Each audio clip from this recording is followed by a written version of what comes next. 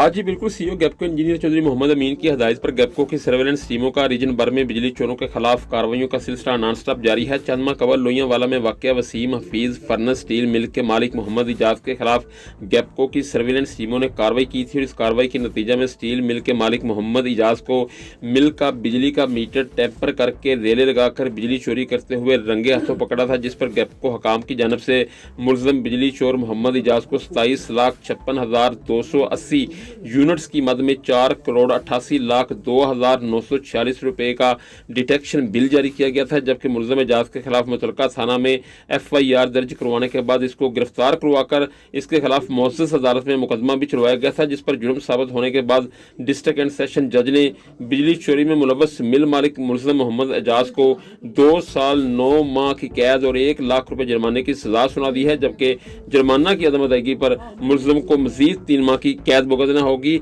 बिजली चोरों के खिलाफ शानदार